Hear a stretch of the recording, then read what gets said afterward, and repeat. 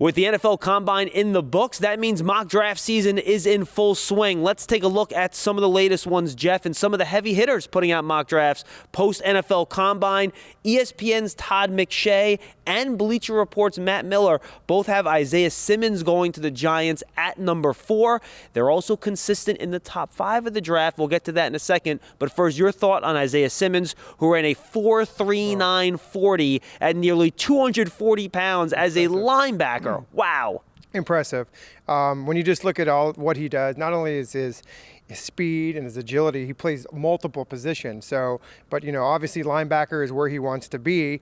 The fact is that when you look at that defense for the Giants last year, you pretty much can look at any position and say we need somebody there, but this man right here would be an exceptional addition to the Giants defense from a standpoint of putting him anywhere you can, down on the line, put him back in coverage, and put him in the middle to stop the run. He was asked at the podium what he would like to do in the NFL in terms of a role since he did so much in college, and he said, I want that same role. I want to do a lot of different things. I want to cover in the slot. I want to play deep safety, blitz, play at the line of scrimmage.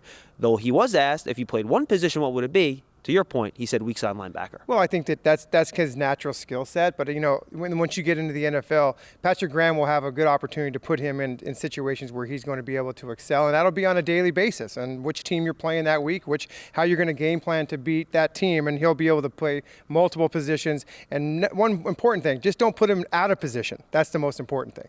Then you have Daniel Jeremiah, did a great job covering the NFL Combine for NFL Network. He has Tristan Wirfs, Iowa offensive tackle, going to the Giants at number 4. Previously, he had Mekhi Becton. Okay. So Wirfs' performance at the Combine, which was unbelievable, seems to have swayed him to Wirfs' side. Well, I don't think you really could go wrong with any one of those two guys, because when I looked at the Combine and watching what they did, somebody that big is not supposed to do those types of things. I mean, it is really ridiculous. So, but again, when I say you look at this team, you certainly can go on the offensive side and be okay with one of those two picks, because their athleticism alone is going to help them compete and win on Sundays. Mekhi Becton only ran the 40, pulled up with a slight injury, but ran in an excellent time. Tristan Wirfs, former shot putter, discus thrower, he was at the top of nearly every event. And then, by the way, Andrew Thomas from Georgia and Jedrick Wills from Alabama, they performed well too. Andrew Thomas, 36-inch arms. Wills' athletic events were really good. So these 4, it's going to be a debate now, Jeff, for the next month and a half, how you order those 4 offensive tackles, and everyone seems to have them in a different order. I think you hit the nail on the head on how you put them in order. I think that every team has a different way of analyzing these guys, and I think the Giants, they do what they have to do. And so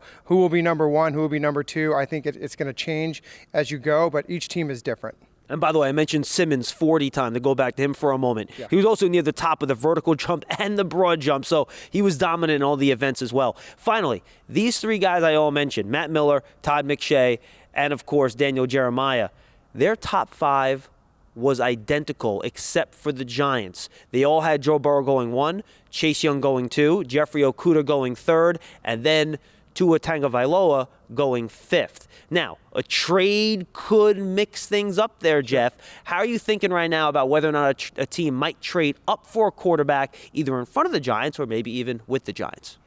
Well, I think that, again, that's what's so important about this Combine, that you get to see these guys up front. But I think a lot of this will dictate what they do at their pro day. So, but to answer your question, why not? At number 4, this is such a deep draft when it comes to other positions. And the Giants certainly are not in need of a quarterback. So you're going to listen to some of this stuff. But I will tell you this, if you are dead set on a player at number 4 and you think you want to go get him, then you just stay put. But you got to get something really good for one of those teams to come up and get that quarterback. And that could be a good opportunity for the Giants. According to multiple reports, Tua actually in the mix for the Redskins to potentially draft at number 2. We'll see if that's smoke or if it's fire.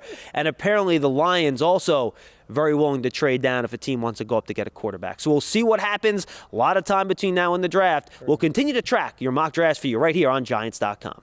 Hey Giants fans, Saquon Barkley here. You want to see more videos? Subscribe below.